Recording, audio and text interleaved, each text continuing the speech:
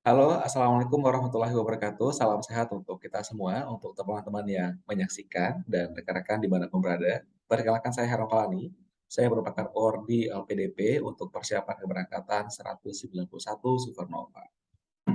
Rekan-rekan semua, saya hari ini ingin menyampaikan sebuah isu terkait dengan disabilitas. Jadi kita ingin melihat capaian pembangunan inklusif, disabilitas dalam aspek SDGs, terutama pada aspek sosioekonomi. Nah, kita akan mulai dengan adanya perubahan paradigma dari penyandang disabilitas. Jadi awalnya kita menganggap bahwa disabilitas adalah masalah individu, sampai pada titik di mana penyandang disabilitas sebagai objek dari pembangunan, yang mana ditandai dengan adanya charity base, kemudian kita menganggap bahwa disabilitas ini perlu dipenuhi hak-haknya dan lain sebagainya. Kemudian dengan adanya undang-undang yang mengatur ini, disabilitas menjadi harus inklusif dari untuk semua pembangunan, harus menjadi human right based dan pada akhirnya sekarang ini disebut menjadi objek dari pembangunan. Ini merupakan suatu perubahan paradigma yang sangat luar biasa. Nah, teman-teman semua berkaitan dengan komitmen, yakni ada komitmen global dan komitmen nasional. Jadi di tataran global, kita tahu bahwa ada Convention on the Right of People with Disability, Persons with Disabilities yang diinisiasi pada tahun 2016, di mana berbagai negara meratifikasinya secara bertahap.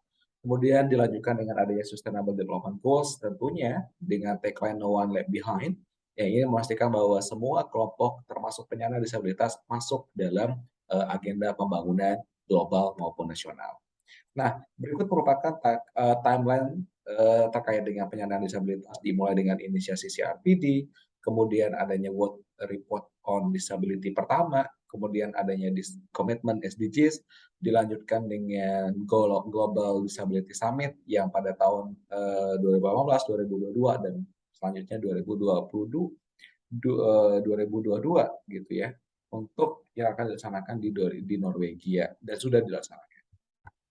Bagaimana dengan tataran nasional? Kita mempunyai rencana induk penyandang disabilitas yang merupakan amanat dari Undang-Undang Nomor 8 Tahun 2016 tentang penyandang disabilitas, di mana ini membuat 7 sasaran strategis pembangunan meliputi pendataan, penyediaan lingkungan, perlindungan hak, adanya pemberdayaan dan kemandirian, kemudian adanya perwujudan ekonomi yang inklusif, pendidikan, akses dan pemerataan layanan kesehatan bagi penyandang disabilitas. Nah, 7 hal ini menjadi fokus Indonesia untuk bisa memberikan penghormatan terhadap penyandang disabilitas. Tentunya akan ada keterkaitan antara disabilitas, antar SDGs, USP, ya, CRPD, dan LPD yang bisa dilihat pada gambar ini, di mana ini merupakan komitmen Indonesia untuk sama-sama mewujudkan agenda nasional juga berkaitan dengan agenda internasional. Nah, berikut merupakan gambaran umum penyandang disabilitas di Indonesia. Nah, dimulai dengan adanya indeks inklusivitas, di mana kita lihat bahwa Indonesia berada di peringkat 125 dari negara-negara dunia, di mana disabilitas menjadi salah satu aspek penilaian dari indeks inklusivitas ini. Makanya pekerjaan rumah kita masih sangat berat terkait dengan menyediakan pembangunan yang inklusif bagi semua. Nah, di Indonesia, penyandang disabilitas itu didominasi oleh tunanetra, di mana lebih dari berbagai persentasenya dengan demikian. Lalu juga ada proporsi tingkat keparahan ya, ada parah, sedang, ringan, dan didominasi oleh disabilitas ringan sebenarnya di Indonesia ini. Nah, selanjutnya, kalau kita melihat bahwa disabilitas ini ternyata tidak kebanyakan penyandang disabilitas itu dilengkapi dengan disabilitas yang lainnya. Oleh karenanya jumlah penyandang disabilitas yang lebih dari satu disabilitas itu lebih ada 48,7% dan persentasenya berbeda-beda di setiap daerah. Kalau kita melihat dari segi piramida umur penyandang disabilitas dan piramida penduduk nasional yang ada sekarang itu sangat berkebalikan. Kita lihat bahwa disabilitas itu didominasi oleh kelompok yang sudah usia lanjut. Sementara sekarang kita berada di usia-usia yang produktif. Makanya banyak sekali kelompok-kelompok rentan yang ada di grup penyandang disabilitas. Seperti itu. Nah, bagaimana kondisi dan capaian aspek sosioekonomi dari penyandang disabilitas? Pertama, kalau kita lihat kesejahteraan paling mudah diukur dengan tingkat kemiskinan. Tingkat kemiskinan di penyandang disabilitas ini masih cukup relatif tinggi dan masih didominasi oleh eh, daerah-daerah timur atau Eastern of Indonesia. Nah, kalau dilihat dari peningkatannya, peningkatan terbesar itu ada di Pulau Jawa. Ini dikendarai oleh adanya pandemi COVID-19 yang sangat berimpact di Pulau Jawa. Dilihat dari segi konsumsinya, kalau kita lihat cukup kurang menggembirakan karena konsumsi penyandang disabilitas terhadap rokok ini mengalami peningkatan. Walaupun tingkat protein atau konsumsi proteinnya itu juga mengalami peningkatan yang lebih kecil dari peningkatan rokok. Ini perlu kita waspadai bersama untuk teman-teman penyandang disabilitas. Berkaitan dengan akses jaminan sosial yang tadi kita lihat bahwa jaminan sosial seperti jaminan kesehatan itu apa namanya mengalami peningkatan. Walaupun perlu diperluas karena paling tinggi persentasenya itu ada 39,78% yang masih tidak punya jaminan, yaitu ada di Provinsi Jambi. Nah, di daerah-daerah yang lainnya sudah relatif relatif relatif baik. Selanjutnya adalah bagaimana terkait dengan tren pendidikan. Nah, ini perlu kita lihat bersama karena tren dari pendidikan ini sangat berkebalikan dengan non disabilitas. Penyandang disabilitas itu didominasi oleh sekolah rendah, yakni tidak sekolah dari SD, tidak tamat SD dan SD. Sementara penyandang disabilitas non penyandang disabilitas relatif lebih baik. Nah, ini juga kalau kita lihat PD di kota dan desa juga di desa relatif lebih kecil pendidikannya dibandingkan dengan kota.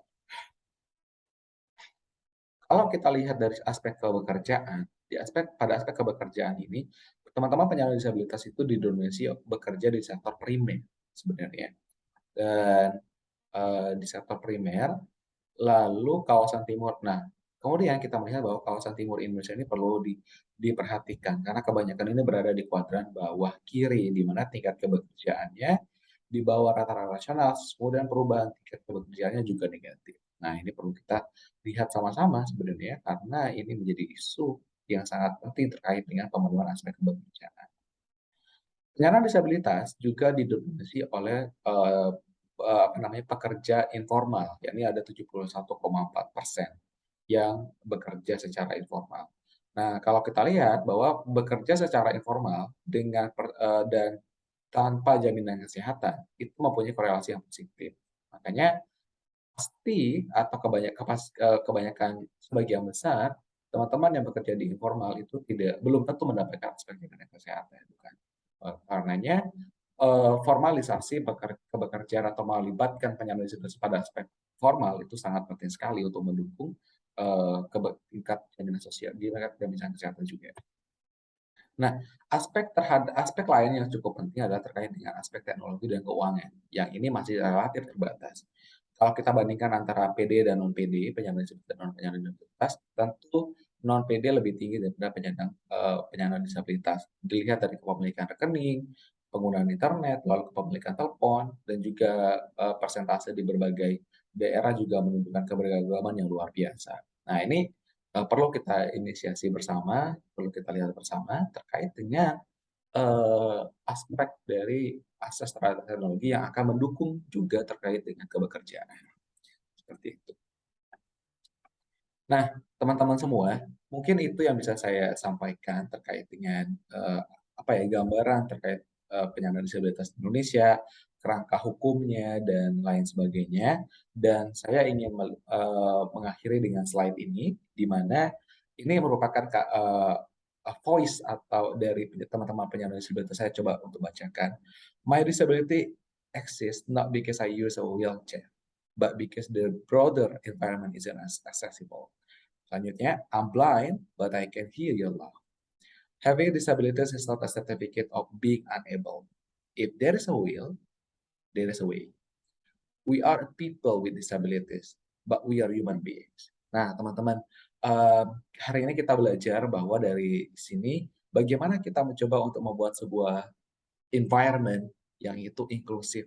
Jadi kita tidak lagi memandang disabilitas itu sebagai fenomena sosial yang patut dikasihani saja, tetapi bagaimana mereka itu sama dengan kita semua dan mereka bisa terlibat aktif baik dari sisi pendidikan, kesehatan, kebekerjaan, dan berbagai aspek lainnya yang di Indonesia memang relatif masih kecil partisipasi mereka. Tapi we are looking forward untuk hal-hal positif terkait ini dan tentunya um, kita sangat mengharapkan peran dari seluruh masyarakat untuk bisa menyediakan lingkungan yang tanpa hambatan bagi teman-teman penyandang disabilitas. Demikian yang bisa saya sampaikan. Terima kasih atas perhatian dari teman-teman dan pendengar semuanya. Semoga ini bisa bermanfaat untuk kita semua dan bisa memberikan pembelajaran yang baik. Terima kasih.